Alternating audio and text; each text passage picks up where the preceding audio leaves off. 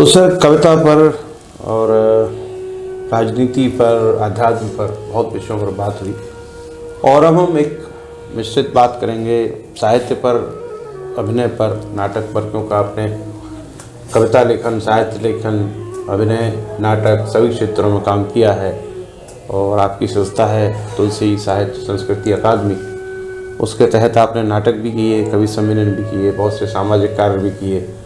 उसके विषय में भी हम जानेंगे कि क्या आपका लक्ष्य है उसको बनाने के पीछे और आगे भविष्य में क्या लक्ष्य हैं। बहुत सारे लक्ष्य तो आप प्राप्त कर चुके हैं, क्या बाधाएं आ रही हैं, क्या सुविधाएं आ रही हैं, उन सभी पर बात करेंगे। लेकिन उससे पहले जैसे आपने शुरुआत में एक कविता सुनाई हमें वीर रस पर, देशभक्ति पर, अगर किसी विशेष तौर पर अगर श्रृंगार रस या भक्ति रस पर आपकी कोई कविता हो तो हमारे दर्शकों के लिए हम चाहेंगे कि आप वो सुनाएं, या फिर जो भी आपका मन हो, ऐसा कोई बंधन नहीं। भक्ति रस की बात जहाँ आती है, मैं एक दोहा कहना चाहूँगा और शायद मुझे लगता है कि इस दोहे में बहुत कुछ आ जाएगा। और ये जो दोहा है कहीं ना कहीं लोगों को जोड़ेगा और वो बताएगा। इसे भक्ति रस से आप्लावित तो नहीं कह सकते, लेकिन ये कह सकते हैं कि कहीं ना कहीं भक्ति को ये परिभाषित करेगा। जग जीवन का सत्य है, क्या साधन क्या साध्य। आध्यात्मिक है। जग जीवन का सत्य है, क्या साधन क्या साध्य, जैसी हो आराधना वैसा ही आराध्य। वाह। श्रृंगार की बात हुई। श्रृंगार में मेरा मानना यह है कि यदि पवित्रता नहीं है तो श्रृंगार की बात करना बेमानी है। श्रृंगार का उद्भव जब होता है, प्राचीन कवि जो किया करते थे वो नक्शिक वर्णन करते थे, नाखून से शिखा तक पहुंचते थे। इसका अर्थ ये है कि उच्चतम सोपान तो होता है और मेरा मानना यह है कि श्रृंगार की बात हो तो उच्चतम सोपान के साथ होनी चाहिए। और उच्चतम सोपान का अर्थ यह है कि जब तक पवित्रता ना हो तब तक सोपान कभी उच्चतम हो ही नहीं सकता। एक वक्त तक देखिएगा, मैंने उच्चतम सोपान को उठाया है, पवित्रता को उठाया है, किस तरह का प्रेम होना चाहिए। बाइबिल हो अगर तुम तो मैं गीता सार हूं प्रियवर। बाइबिल हो अगर तुम तो मैं गीता सार हूं प्रियवर। गले का हार हो तुम यदि तुम मैं त्योनार हूं प्रियवर। कि मैं तेरा दीवाना हूं तुझे ये मानना होगा। जिद भी है, मैं तेरा दीवाना हूं तुझे ये मानना होगा। तेरी आंखें ही कहती हैं तुम्हारा प्यार हो प्रियवर। तेरी आंखें ही कहती हैं तुम्हारा प्यार हो प्रियवर। ये श्रृंगार है। किंतु वर्तमान समय में मुझे लगता है कि करुण कहानियां जिस तरह हम देख रहे हैं, प्रत्येक घर में, प्रत्येक गली में, प्रत्येक गांव में, प्रत्येक नगर में, मेरा मानना यह है कि करुण रस हर जगह दिखाई देता है। तो कविता उस करुणा को भी व्यक्त करने वाली है और इसलिए मैं ये लिखता हूं। मैंने लिखा कि उसने अतीत का हर सवाल बेच दिया। उसने अतीत का हर सवाल बेच दिया। भिखारी ने मांगा आटा दाल बेच दिया। साथ जीने मरने की कस्में विसार कर। ये आज के दौर के हालात हैं। साथ जीने मरने की कस्में विसार कर महबूबा ने रेशमी रुमाल बेच दिया। वह प्यासा था पथिक इस कदर, वह प्यासा था पथिक इस कदर, पानी के लिए उसने हर ताल बेच दिया। जिंदगी जीने की ख्वाहिश कितनी बढ़ गई है। जिंदगी जीने की ख्वाहिश कितनी बढ़ गई, मकड़ी ने फिर नया जाल बेच दिया। वक्त ने उसे कितना मजबूर कर दिया, वक्त ने उसे कितना मजबूर कर दिया। एक मां ने अपना मासूम लाल बेच दिया। और अग्नि परीक्षाएं लेकर तुम क्या करोगे नीरज, अग्नि परीक्षाएं लेकर तुम क्या करोगे नीरज। इस दौर ने पवित्रता का काल बेच दिया, इस दौर ने पवित्रता का काल बेच दिया। ये वास्तविक स्थिति है। जब हम पूरे समाज में कहीं झांकते हैं तो हमें हर तरफ करुणा की ही कोई कहानी दिखाई देती है, करुणा के ही स्वर सुनाई देते हैं। मैंने चंद पंक्तियां लिखी कि यूं तो हैं नादान मेरे शहर के लोग, कैसे हैं नादान मेरे शहर के लोग, खुद से हैं अनजान मेरे शहर के लोग।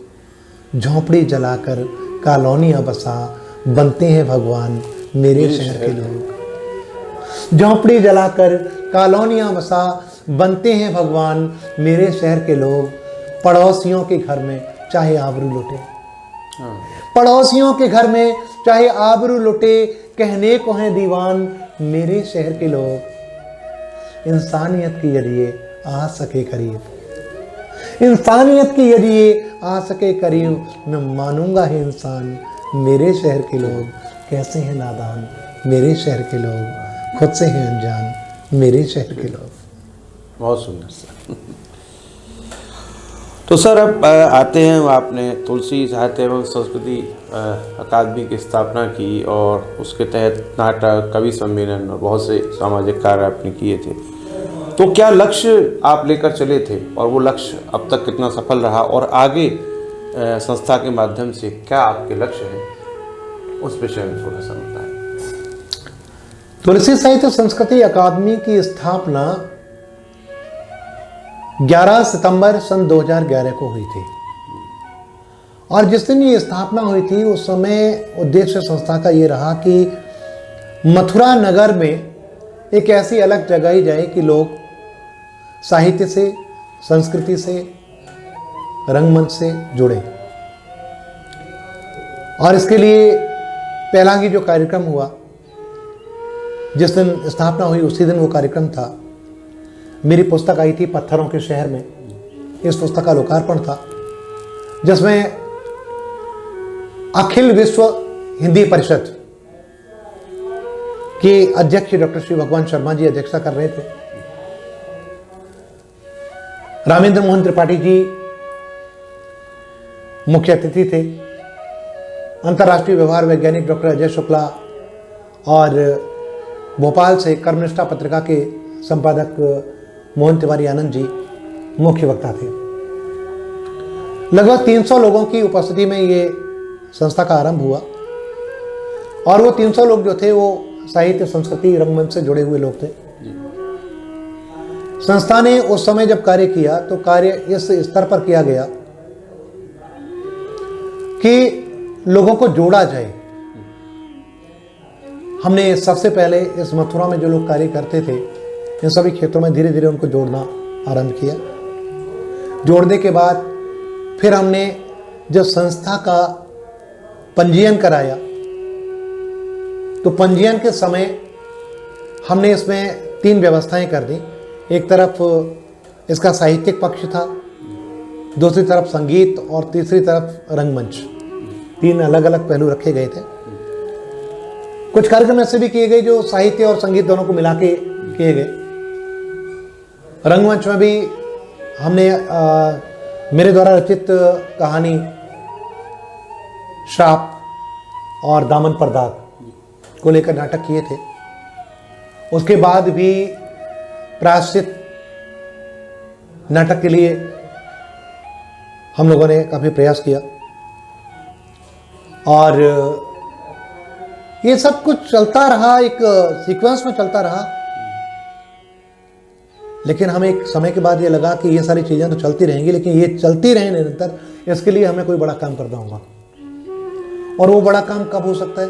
वो बड़ा काम तब हो सकता है जबकि साहित्य और संस्कृति की संरक्षण के लिए कोई स्थापना मथुरा में हो जाए। तो इसके लिए हमारा केवल लक्ष्य रहा कि मथुरा में अगर हिंदी भवन की स्थापना हो जाती है तो हम साहित्य और संस्कृति का संरक्षण कर पाएंगे। तत्कालीन समय में ऐसे लगभग 13-14 साल पहले मथुरा में नगर पालिका हुआ करती थी, नगर पालिका परिषद, जिसकी चेयरमैन हुआ करती थी श्रीमती मनीषा गुप्ता। मनीषा गुप्ता जी से मैं मिला। मनीषा गुप्ता जी बहुत ही सुहृद महिला हैं और उन्होंने हमेशा सभी के मान सम्मान का भी बड़ा ध्यान रखा है और उन्होंने प्रयास किया है कि कोई भी कार्य अगर औचित्यपूर्ण तरीके से हो जाए तो करना चाहिए। तो जब मैं मिला उनसे, मैंने अपना प्रस्ताव उनके समक्ष रखा तो उन्होंने कहा कि भैया मैं भी चाहती हूँ ऐसा हो, लेकिन इसके लिए ये करना पड़ेगा कि आप इस तरह का प्रस्ताव बना करके और कुछ मथुरा के विशेष और लोगों को, आप अकेले अगर आएंगे तो नहीं होगा, कुछ और लोगों को लेकर आएँ, जैसे कि यहाँ का जो पूरा का पूरा संवर्ग है नगर पालिका परिषद का, जितने भी यहाँ के सभासद हैं उन सबको भी लगना चाहिए कि एक महत्वपूर्ण मुद्दा है और वो मुद्दा उठाया जा सके और फिर उस पर कोई योजना बन सके। लेकिन तत्कालीन मथुरा के जो लोग थे वे किन्हीं कारणों से इस मुहिम में मेरा साथ नहीं दे पाए।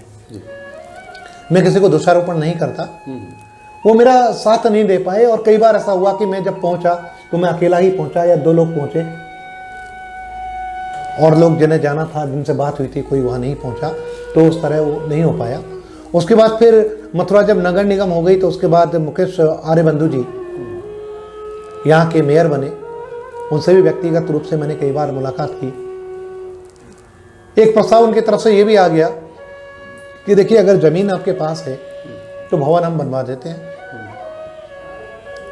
लेकिन तब मैंने ये कहा कि अगर जमीन मेरे पास होती तो मैं झोली लेकर मथुरा में चला जाता, हर घर से कुछ ना कुछ मिलता।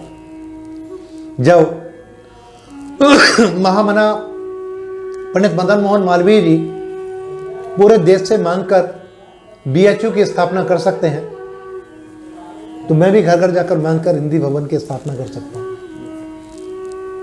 तो वो नहीं हो पाया। उसके बाद फिर दूसरे मेयर आए, माननीय विनोद जी अग्रवाल। विनोद जी अग्रवाल जी से कई बार मुलाकात की गई, लेकिन उन्होंने उसमें कोई रुचि नहीं ली। इसके लिए हमने सांसद प्रतिनिधि माननीय जनार्दन शर्मा जी से भी बात की। वहाँ भी बातें कई बार की गई और वो बातें केवल हवा में उड़ा दी गई। कई और भी कार्य किए गए, लेकिन हमने फिर उस पर और भी आगे काम किया। हमने कई बार ज्ञापन दिए, कई बार आंदोलन हुए, मथुरा के लोग भी उसमें जुड़े। जैसे कि यहाँ तक हुई कि वो आंदोलन एक जन आंदोलन की तरह भी बना, सोशल मीडिया पे भी चला, अखबारों में चला। कई बार नगर निगम को भी ज्ञापन पहुँचे, नेताओं को भी दिए गए और अंत में ये हुआ कि एक अच्छी सी मोटी सी फाइल बना के मैंने माननीय मुख्यमंत्री महोदय को भी भेज दी है। अभी उम्मीद है कि माननीय मुख्यमंत्री महोदय का ध्यान जब उस पर जाएगा तो कोई ना कोई कार्रवाई होगी। लेकिन अगर वहाँ से कार्रवाई नहीं भी होती है तो मेरा विचार यहाँ तक कि मथुरा से 10-5 लोगों को अपने साथ लेकर के माननीय मुख्यमंत्री महोदय से अपॉइंटमेंट लेकर के उनसे व्यक्तिगत रूप से मैं मिलूँगा और निश्चित रूप से साहित्य और संस्कृति के संरक्षण के लिए ये कार्य किया जाएगा, या हिंदी भवन की स्थापना की जाएगी। इस हिंदी भवन के लिए मेरा जो पहले से ही मन मस्तिष्क में जो प्रारूप है वो ये है कि इसमें एक अच्छा पुस्तकालय होना चाहिए जहाँ साहित्य, संस्कृति, कला, अभिनय से संबंधित पुस्तकें हों। इसमें एक रंगमंच भी होना चाहिए, एक ऑडिटोरियम भी होना चाहिए जहाँ पर हम अपने कार्यक्रमों को नियमित रूप से कर सकें। एक ऐसी व्यवस्था बन जाए जो कि नियमित चल सके। और मैं यहाँ तक चाहता हूँ कि इस हिंदी भवन के द्वारा यहाँ पर इन विभिन्न ललित कलाओं में शोध कार्य भी किया जाना चाहिए। इसके लिए मैं निरंतर प्रयास कर रहा हूँ और मैं ये मानता हूँ कि आने वाले समय में ये प्रयास हमारे जरूर सफल होंगे। हम हारेंगे तो नहीं। मैंने एक बात कही थी एक शेर में, लोगों को शेर अच्छा लगा। मैं तो नहीं जानता किस तरह का रहा होगा, मैंने तो केवल अपने मन के भावों को अभिव्यक्त किया कि सच में दोस्त तो अपना तुम्हें सच सच बताता हूं, सच में दोस्त तो अपना तुम्हें सच सच बताता हूं, जमाना जीतता तब है कि जब मैं हार जाता हूं। वाह वाह, क्या जमाना जीतता तब है कि जब मैं हार जाता हूं, और मैं साहित्य और संस्कृति की स्थापना के क्षेत्र में हारूंगा नहीं, ये मेरा संकल्प है। मैं इस बात को भी मानता हूं कि डॉक्टर धर्मवीर भारती जी ने जो कहा था कि सृजन की थकन भूल जा देवता, अभी तो पड़ी है दराज बनी।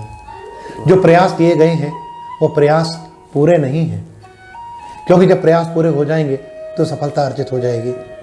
हम करते रहेंगे निरंतर प्रयास, लोगों को उन प्रयासों का आभास भी होगा और हम कहीं ना कहीं सफलता तक पहुंचेंगे।